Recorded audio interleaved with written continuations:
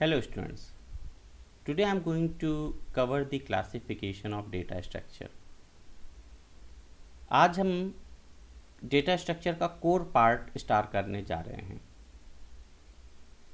इस core part को और आगे का थ्रू आउट डेटा स्ट्रक्चर को समझने के लिए आपको प्रीवियस सारे वीडियोस को एक बार देखना होगा, उसे अच्छे से समझना होगा, जिसमें हमने डेटा, इंफॉर्मेशन, डेटा के टाइप्स, मेमोरी के architecture, different representation of data types in memory, इनके बारे में ब्रीफली बात किया था। जब आप इन सारे बेसिक इन्फॉर्मेशंस को कलेक्ट कर लोगे तभी जाकर अब आगे आप डेटा स्ट्रक्चर को थ्रू आउट समझ पाओगे और ये समझ पाओगे कि हम कैसे आखिरकार पर्टिकुलर डेटा के लिए कोई स्ट्रक्चर को इम्प्लीमेंट कर सकते हैं। Got it? So let's start. What will cover in this video? Here you people will be able to understand the basic classification of data structure. Actually it has done on the basis of two ways or two different pattern. One is a linear classification and another is a non-linear classification. हम देखेंगे, ये बात करेंगे कि linear classification की क्या meaning है, क्यों इसे बेस माना गया क्लासिफिकेशन के लिए, और नॉन लीनियर की क्या मीनिंग है, इससे हमें किस टाइप का डेटा स्ट्रक्चर मिलता है। जब हम लीनियर की बात करेंगे बेसिकली, तब हम देखेंगे कि लीनियर को भी सब डिवाइड किया गया है 3 डिफरेंट पार्ट्स में। हम उनके बारे में भी देखेंगे कि ये 3 अलग अलग अगर लीनियर क्लासिफिकेशन हैं तो इनकी क्या तीनों की मीनिंग है। साथ ही साथ हम देखेंगे डिक्शनरी और हैश टेबल क्या हैं, किस पर्पज़ के लिए यूज़ किए जाते हैं। बेसिकली इंडेक्सिंग का काम है यहाँ पे। डायरेक्ट एक्सेस बेसिस पे एरे रिकॉर्ड एंड फाइल है, तो डायरेक्ट एक्सेस का मीनिंग क्या है, एरे में कैसे डायरेक्ट एक्सेस अप्लाई होता है, रिकॉर्ड और फाइल में डायरेक्ट एक्सेस की क्या मीनिंग है, कैसे हम डायरेक्ट किसी रिकॉर्ड को एक्सेस कर सकते हैं। And finally will discuss about the sequential access की क्या मीनिंग है, और जो ये डेटा स्ट्रक्चर हमने लिंक, स्टैक और क्यू लिया हुआ है, इसमें सिक्वेंशियल एक्सेस का क्या पर्पज़ है, किस तरीके से सिक्वेंशियल एक्सेस परफॉर्म होता है इन तीनों डेटा स्ट्रक्चर में। Got it? तो इन सारे चीज़ों पे अपन ब्रीफली बात करेंगे। आपने यहाँ देखा कि मैंने अभी नॉन लीनियर की बात नहीं की। नॉन लीनियर को मैं अगले वीडियो में कवर करूँगा, जिससे कि आप उन सारे पॉइंट्स को अच्छे से और आराम से समझ सकें। तो चलिए चलते हैं, सबसे पहले बात करते हैं क्लासिफिकेशन की। तो डेटा स्ट्रक्चर का जो कलेक्शन है, इसको बेसिकली 2 पार्ट में क्लासीफाई किया गया है on the basis of pattern. तो जो 2 पार्ट हैं, एक है लीनियर क्लासिफिकेशन, दूसरा है नॉन लीनियर क्लासिफिकेशन।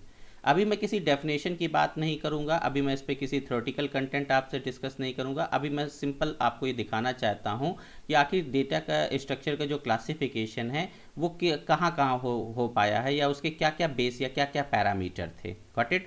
तो पहला जो बेसिक पैरामीटर था डेटा स्ट्रक्चर को क्लासीफाई करने का, वो था on the basis of linear pattern और on the basis of non linear pattern. Got it?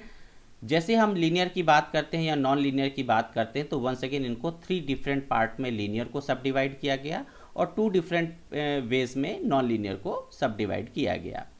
जैसा कि आप देख सकते हो कि लीनियर का जो डिवाइडेशन है, सब डिवाइडेशन है, that is one is indexing, दूसरा है डायरेक्ट एक्सेस, तीसरा है सिक्वेंशियल एक्सेस। एक्चुअल में जो डेटा स्टोर हुआ है किसी स्टोरेज डिवाइस में, जब हम उसको एक्सेस करेंगे तो वो किस तरीके से एक्सेस होगा, क्या वो डायरेक्ट एक्सेस होगा, क्या वो सिक्वेंसली एक्सेस होगा, या किसी पर्टिकुलर की एलिमेंट के थ्रू एक्सेस होगा। इस बेसिस पे ये 3 डिफरेंट क्लासिफिकेशन वंस अगेन किए गए हैं। तो linear is going to be subdivide into indexing, direct access and sequential access. Here also you can see कि जब नॉन लीनियर की बात करें तो नॉन लीनियर डेफिनेटली जो हमारे पास में कोई ऑर्डर्ड कलेक्शन नहीं है, कोई एक सिक्वेंशियल मैनर पे डेटा हमारा स्टोर नहीं हुआ है, तो डेफिनेटली नॉन लीनियर को 2 पार्ट में सब डिवाइड किया गया। One is a hierarchical and another is a group. Fine, आगे अगर बढ़ें वापस और देखें कि और इसको कैसे सब डिवाइड किया गया है, तो हम देखते हैं कि इंडेक्सिंग को फर्दर सब डिवाइड किया गया है कि 2 टाइप की इंडेक्सिंग होती है। एक इंडेक्सिंग डेटा स्ट्रक्चर होता है, एक होता है डिक्शनरी डेटा स्ट्रक्चर, दूसरा है हैश टेबल जिसमें इंडेक्सिंग अप्लाई होती है। इसी प्रकार से डायरेक्ट एक्सेस के लिए 3 बेसिक डेटा स्ट्रक्चर है हमारे पास में, एरे, रिकॉर्ड एंड फाइल। और जब हम सिक्वेंशियल की बात करते हैं, सिक्वेंशियल एक्सेस की बात करते हैं, तो we have list, stack and queue. Got it? इसी प्रकार से जब आप नॉन लीनियर की तरफ बढ़ते हो तो यहाँ हायरार्किकल एंड ग्रुप की तो बात हमने की। हायरार्किकल वंस अगेन सब डिवाइड होता है ट्री और हीप में, और जो ग्रुप है वो सब डिवाइड होता है सेट एंड ग्राफ में। इस वीडियो में मैं ब्रीफली आपसे लीनियर क्लासिफिकेशन के बारे में बात करूंगा, यानी जो डेटा स्ट्रक्चर का क्लासिफिकेशन लीनियर फॉर्म में किया गया है हम उसके बारे में ब्रीफली बात करेंगे। अगले वीडियो में हम नॉन लीनियर के बारे में डिस्कशन करेंगे। तो चलिए स्टार्ट करते हैं। सबसे पहली बात करते हैं कि आखिर कैसे डेटा स्ट्रक्चर को हम लीनियर डेटा स्ट्रक्चर कह सकते हैं, या किस बेसिस पे हम किसी डेटा स्ट्रक्चर को लीनियर कहते हैं।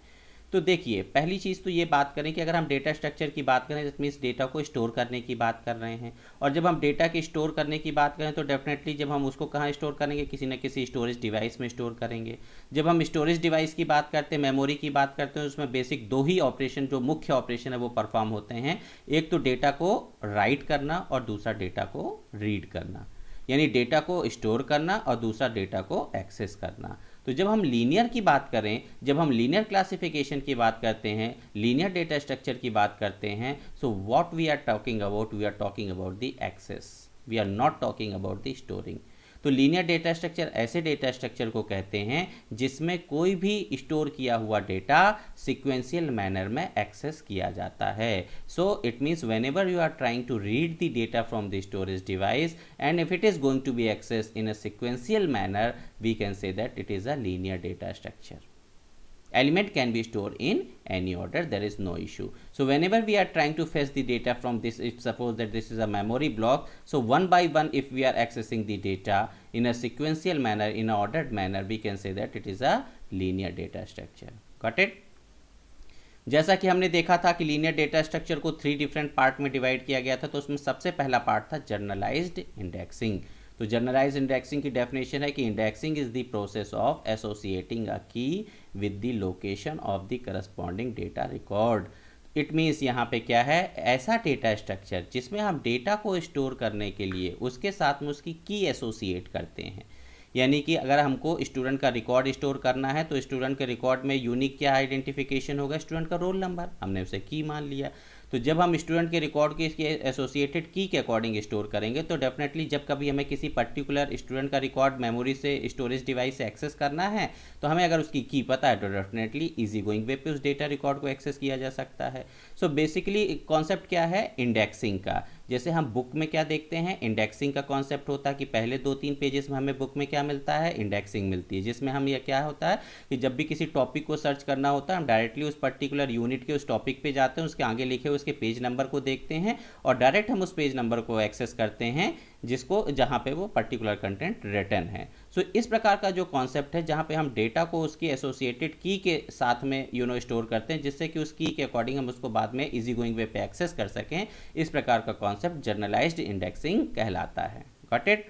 जर्नलाइज्ड इंडेक्सिंग के फर्दर देखा जाए तो फिर से हमने उसको जब सब डिवाइड किया था तो पहला क्या डिवाइडेशन था, that was the dictionary data structure. Dictionary data structure क्या है, ऑर्डर्ड और अनऑर्डर्ड लिस्ट ऑफ की एलिमेंट पेयर। यानी कि जब हम डेटा स्टोरेज डिवाइस में किसी भी पर्टिकुलर एलिमेंट को उसकी एसोसिएटेड की के साथ में स्टोर करते हैं तो वो क्या कहलाता है, डिक्शनरी डेटा स्ट्रक्चर कहलाता है। ठीक है, key are use to locate the element in the list. और यहाँ की का क्या यूज़ है, डेफिनेटली वो एलिमेंट मेमोरी में यानी स्टोरेज डिवाइस में कहाँ स्टोर है उसकी लोकेशन को फाइंड आउट करने में इस की का हेल्प होती है, इस की से हेल्प ली जाती है। जैसे कि for example storing of the bank account, किसी भी पर्टिकुलर बैंक में लाखों हजारों कस्टमर का अकाउंट्स होते हैं। सो दैट्स वाई किसी पर्टिकुलर कस्टमर का अकाउंट कैसे फाइंड आउट किया जाता है, उसकी अकाउंट की डिटेल कैसे फाइंड आउट की जाती है, definitely what they do, they use account number as a key, they write the account number as a key and search the detail of the particular customer. Got it? So here this is the one of the example of the dictionary data structure. अब dictionary data structure में कुछ operations perform होते हैं तो definitely data structure है तो हमें data को इंसर्ट भी करना होगा, डेटा को डिलीट भी करना, डेटा को सर्च करना, कोई पर्टिकुलर एलिमेंट किसी एक ग्रुप ऑफ डेटा का पार्ट है कि नहीं है। यानी कि अगर हम बात करें किसी पर्टिकुलर ब्रांच में किसी कस्टमर का अकाउंट है कि नहीं है, एंड साइज़ की बात करें कितने नंबर ऑफ़ रिकॉर्ड्स हैं या कितने नंबर ऑफ़ अकाउंट है उस पर्टिकुलर ब्रांच में, या फिर मैक्स की बात करें कि सबसे हाईएस्ट जो अमाउंट है किस पर्टिकुलर अकाउंट में, something like that. So these are the basic operation that we can perform in dictionary data structure. Got it. एक एग्जांपल लेकर समझने की कोशिश करते हैं कि सपोज दैट हमारे पास में 3 डिफरेंट कॉलम है। यहाँ पे आप देख रहे हैं कि सबसे पहले मैं आपको बताऊंगा कौन सा ऑपरेशन परफॉर्म होगा। ऑपरेशन परफॉर्म होने से डिक्शनरी डेटा स्ट्रक्चर में क्या डेटा आया, देन आउटपुट क्या आया। आउटपुट नॉर्मली कब होता है, जब हम डेटा को रीड करते हैं तो वो हमारा क्या कहलाता है, आउटपुट कहलाएगा। और रीड का पर्पस देखिए 2 होता है, या तो हमको डेटा को डिलीट करना है तो भी रीड होगा, और या तो डेटा को पर्टिकुलर प्रोसेसर को किसी प्रोसेस के लिए देना है तो भी आउटपुट टास्क परफॉर्म होगी। Got it. सो यहाँ हम देखते हैं सबसे पहले ऑपरेशन। तो सबसे पहला ऑपरेशन परफॉर्म किया गया, ब्लैंक डिक्शनरी थी हमारे पास में, अभी कोई भी डेटा आया नहीं था। सबसे पहला हमने इंसर्ट किया 5A। यहाँ 5 क्या है, A is the element of the dictionary and 5 is nothing but the associated key with this element. Got it? तो हमने A को कैसे स्टोर किया, उसके की वैल्यू के साथ में स्टोर किया। जैसे ही इंसर्ट आइटम ऑपरेशन परफॉर्म हुआ, डिक्शनरी में 5A स्टोर हो गया along with its key. Got it? Once again, one more operation we performed, that is insert item 7B. B is going to be stored into the dictionary data structure along with its key. तो 5A and 7B दोनों store हो गया। Next operation perform हुआ find item.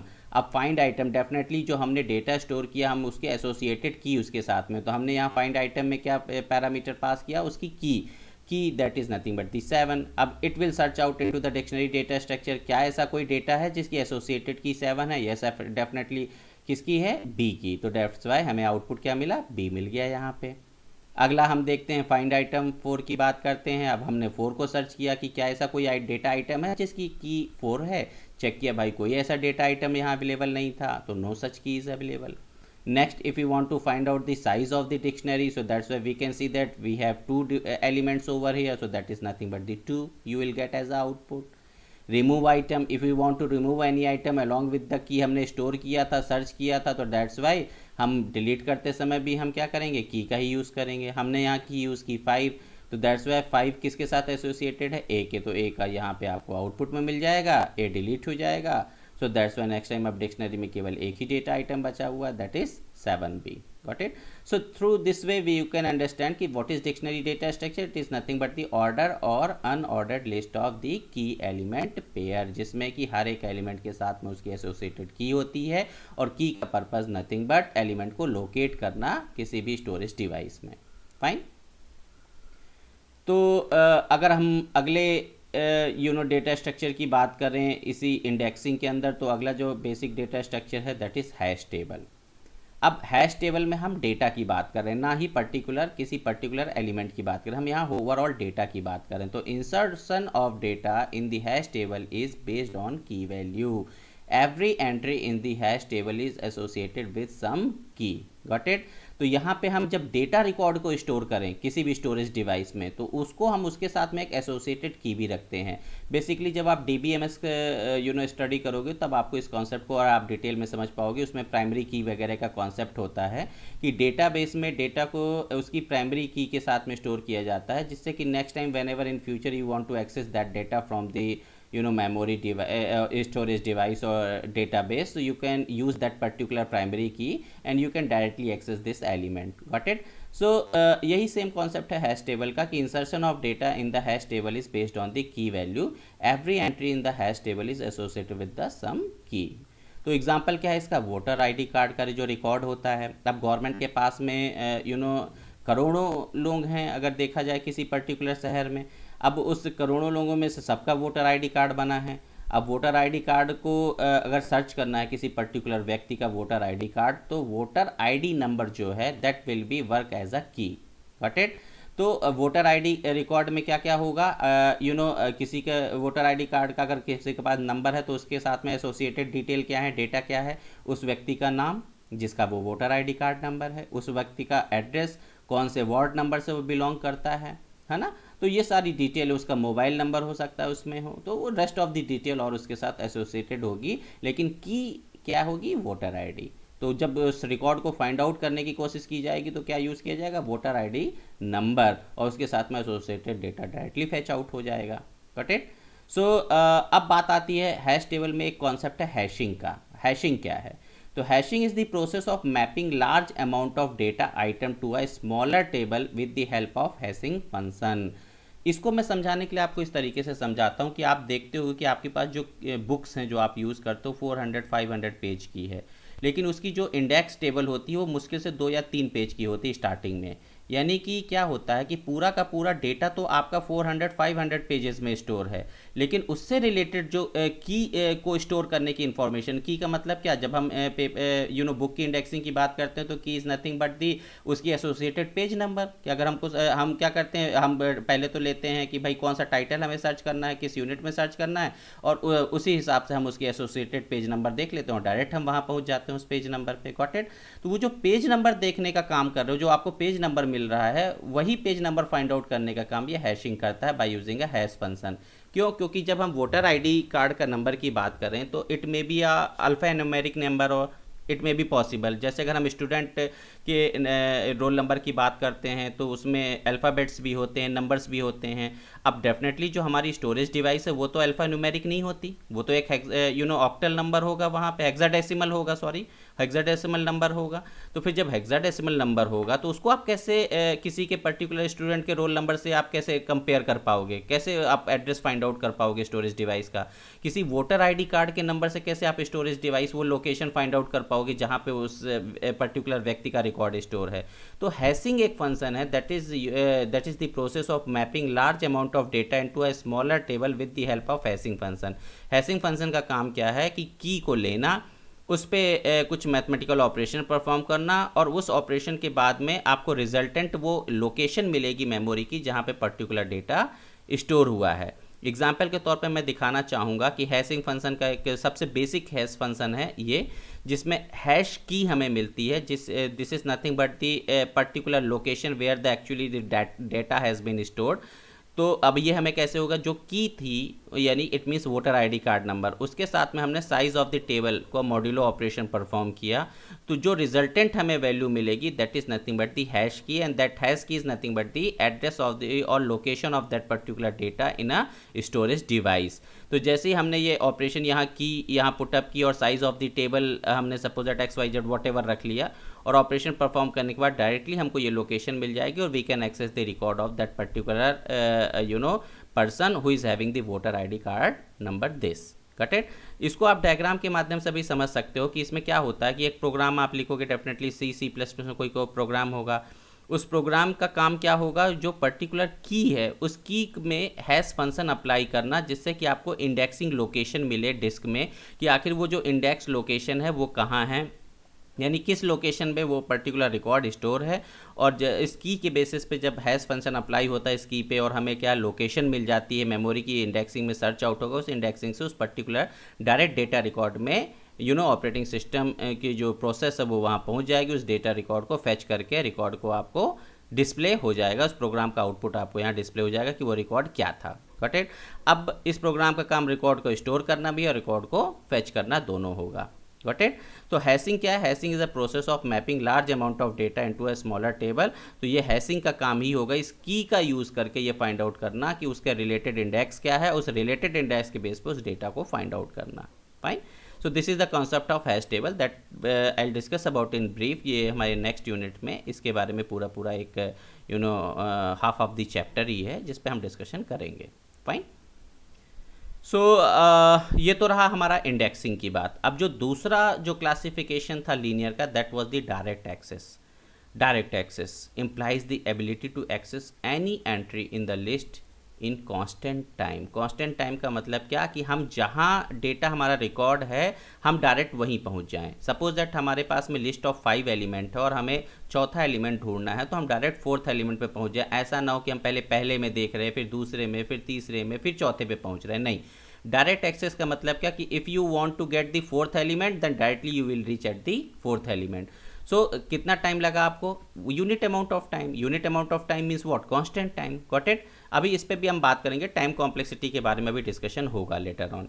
So direct access implies the ability to access any entry in a list in constant time independent of its position in the list and the list size। ठीक, इससे कोई मतलब नहीं, इससे कोई लेना देना नहीं है कि वो एलिमेंट उस पर्टिकुलर लिस्ट में किस पोजीशन पे है। डायरेक्टली आपको उस लोकेशन पे पहुंच के उस एलिमेंट को एक्सेस करना है, ना ही इससे कोई इशू है कि उस लिस्ट की साइज़ क्या है। फाइन, इसको और अच्छे से समझाने की कोशिश करता हूँ। तो इसका ग्रेट एग्जाम्पल है डायरेक्ट एक्सेस का एरे। एरे को समझिए पहले। तो एरे क्या है? कंटिन्यूस मेमोरी लोकेशन है similar type of data element की। सपोज दैट ये हमारे पास में एक एरे है इंटीजर एलिमेंट का। हर एक ब्लॉक के साथ में एक इंडेक्स एसोसिएटेड होता है। तो array always starts from the zero index. जो पहला वैल्यू होगा वो जीरो इंडेक्सिंग पे होगा, अगला 1 2 3 4 5 एंड सिमिलरली जो साइज ऑफ द एरे होगा उस पर डिपेंड करता है। Got it? हर एक इंडेक्स के साथ में एक वैल्यू एसोसिएटेड होती है, जैसे कि array index 4 is holding a value of 200। Each index in the array holds a value. हर एक इंडेक्स की एक वैल्यू एसोसिएटेड होगी। अब सपोज दैट आपको 21 को या 200 को एक्सेस करना है, एंड यू नो दैट कि जो हमारा 200 है वो किस इंडेक्स पोजीशन पे है? 4th इंडेक्स पोजीशन पे। तो directly what you will do, integer a inside the bracket 4। Got it? और इसकी आप वैल्यू को प्रिंट करा दोगे आप A4 की वैल्यू को। तो what you will gate? Definitely you will get 200. There is no need to check whether this 200 is available in first, second, third position, whatever. You know the index position. Directly you can reach that particular index position, and whatever value is stored in this index position you can access it. तो यही चीज़ यहाँ कहा गया है। Direct access का मतलब क्या है? अगर आपको इंडेक्स पोजीशन पता है तो आप डायरेक्टली उस इंडेक्स पोजीशन पे पहुँचिए और वहाँ जो डेटा एलिमेंट स्टोर है उसको एक्सेस कर लीजिए। Got it? तो इस प्रकार आपको कितना टाइम लगा? डेफिनेटली आपके को यूनिट अमाउंट ऑफ टाइम लगा। कोई कंपैरिजन नहीं करना, कोई मोर देन वन ऑपरेशन नहीं करना। सिंपल आपने A of 4 को एक्सेस किया और 200 आपको प्रिंट मिल गया। So this is nothing but the direct access. Got it? One more direct access example is here file. File is nothing but the collection of rated data that is treated as a single unit on a peripheral device. Fine. अब file क्या है? आप कोई text document लिखते हो Microsoft word में, programme लिखते हो आप C++ का, मीडिया फाइल है कोई भी, ये सारी चीज़ें क्या हैं? आपकी फाइल्स हैं। Got it? एंड जो लाइफ टाइम होता है किसी फाइल का वो ग्रेटर होता है in compare to the life time of the program that has been created the file. जैसा कि फाइल हैंडलिंग के प्रोग्राम जब आप बनाओगे या हो सकता है बना चुके हो, तो फाइल हैंडलिंग के प्रोग्राम में क्या होता है? आप एक फ़ाइल क्रिएट कर देते हो, ओपन करते हो, ठीक है, और फाइल उसके बाद में राइट करते हो, गॉट इट, और फिर उसके बाद में आप छोड़ देते हो। फाइन। अब आपने प्रोग्राम जो बनाया था जिसमें फाइल को ओपन किया, राइट किया, रीड किया, व्हाटएवर, प्रोग्राम क्लोज हो गया। प्रोग्राम के क्लोज होते ही जितने भी वेरिएबल्स आपने प्रोग्राम में डिफाइन किए थे या प्रोग्राम को जो टेम्परेरी स्टोरेज असाइन किया गया था वो सारा क्या होता है? डी एलोकेट हो जाता है ऑपरेटिंग सिस्टम के द्वारा। लेकिन क्या फाइल आपकी डिलीट हो जाती है इस प्रोग्राम के ख़त्म होते ही? नहीं हो जाती। फाइल तो ऑलरेडी बन चुकी है, तो फाइल ऑटोमेटिकली वो स्टोर ही रहेगी। कहाँ देख सकते हो? अगर आपने सी ड्राइव में सी पे प्रोग्राम बनाया, बिन फोल्डर के अंदर जाइए, देखिए आपको वो फाइल बनी हुई मिलेगी।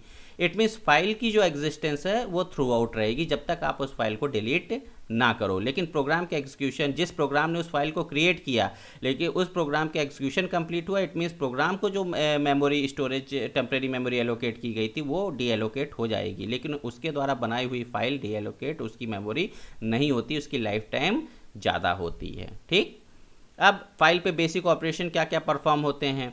तो बेसिक ऑपरेशन सबसे पहले तो फाइल को ओपन करिए। फाइल को ओपन करने के बाद अगर उसमें ऑलरेडी कोई कंटेंट लिखा हुआ है तो आप उसको रीड कर सकते हैं। फाइल में नया कंटेंट राइट कर सकते हैं। पूरी फाइल के एंड पे या किसी पर्टिकुलर पोजीशन पे पहुंचना है तो fseek फंक्शन भी होता है, एंड ऑफ द फाइल पहुंच सकते हैं। और फाइल को फाइनली जब आप इन ऑपरेशन को परफॉर्म कर लेते हो तो फाइल को क्लोज करना होता है, तो क्लोज फंक्शन भी, क्लोज ऑपरेशन भी परफॉर्म होता है फाइल पे। फाइन। जो नेक्स्ट डेटा स्ट्रक्चर की अगर हम बात करें, डायरेक्ट एक्सेस के अंदर आता है रिकॉर्ड। तो record is nothing but the what, record और structure is a collection of one और more variables possibly of different types. ठीक। आपने स्टूडेंट रिकॉर्ड स्ट्रक्चर बनाया होगा, student structure, employee structure, what are these?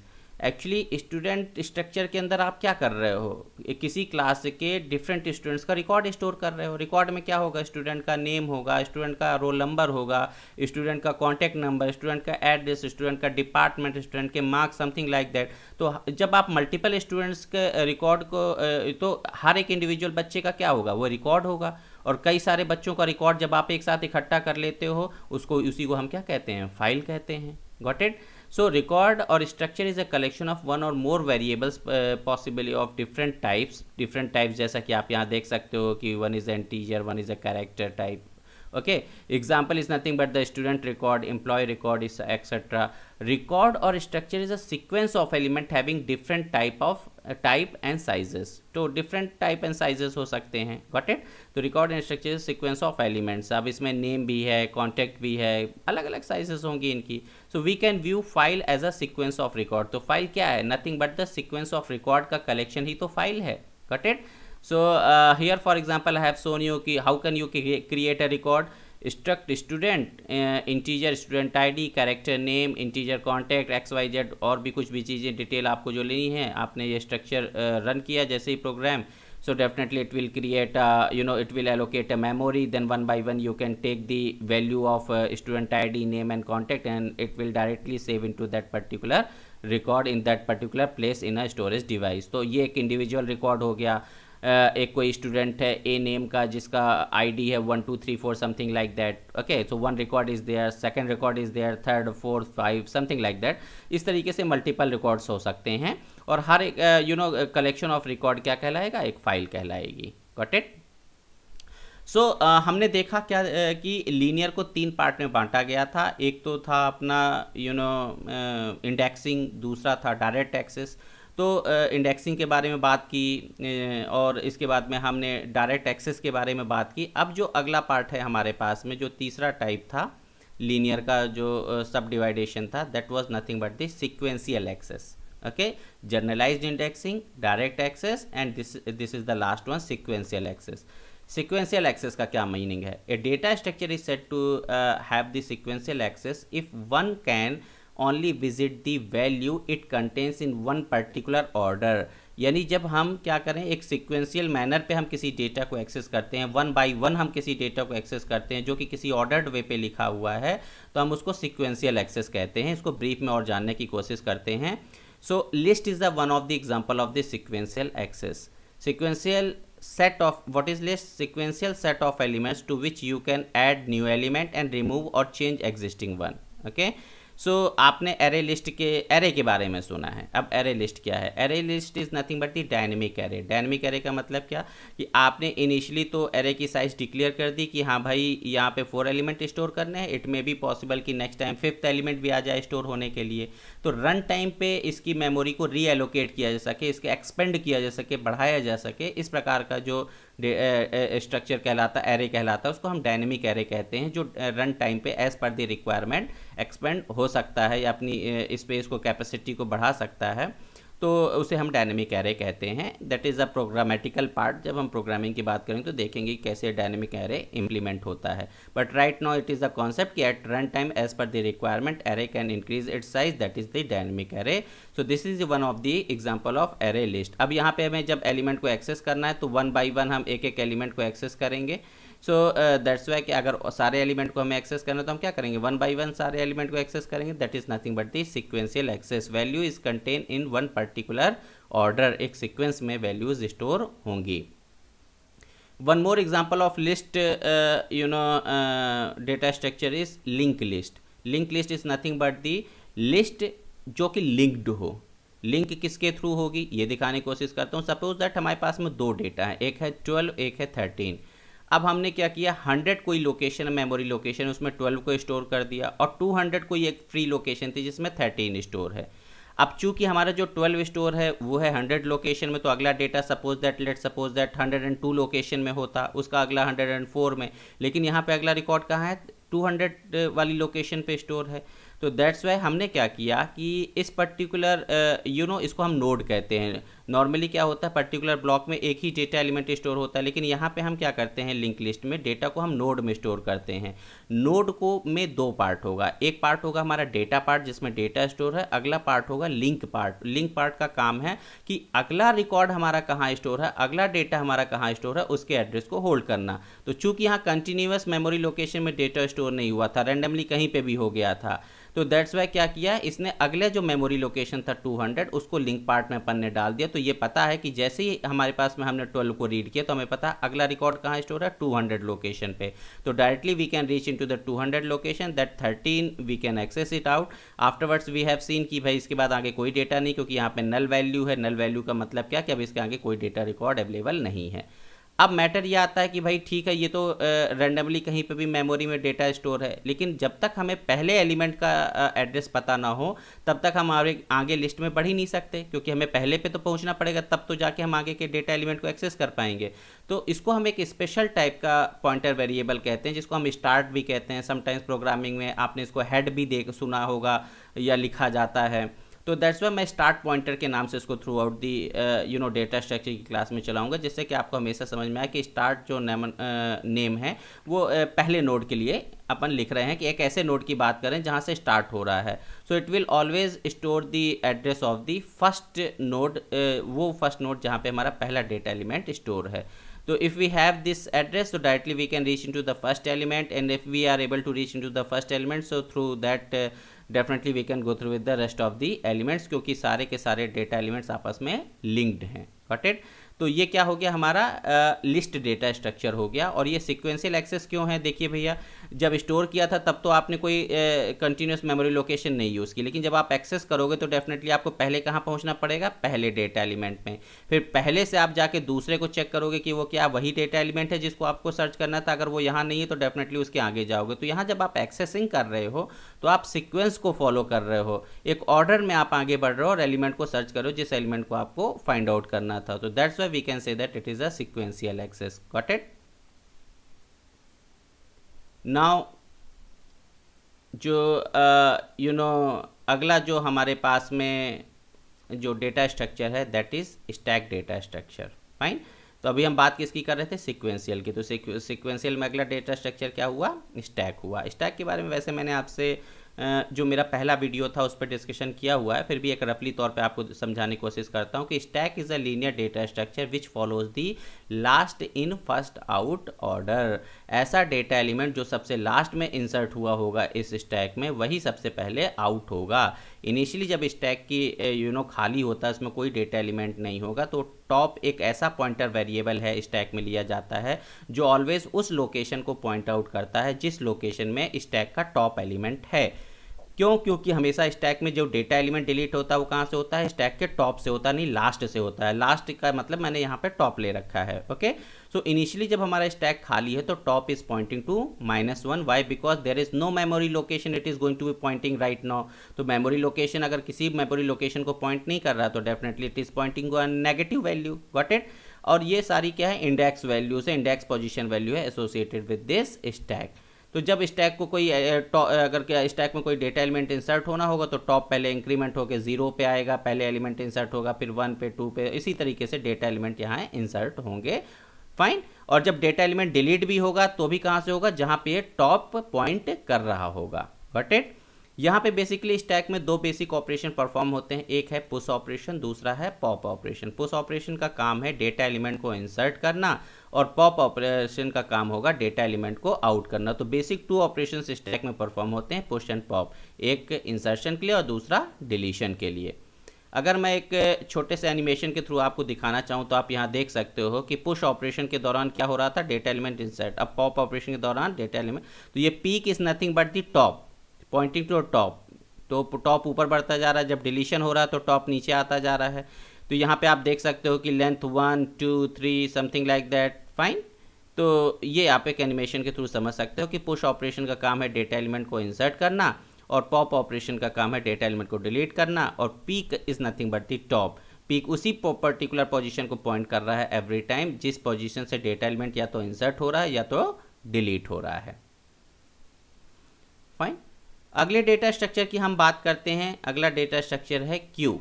Okay, Q is a linear data structure which follows the first in first out order. First in first out order means what?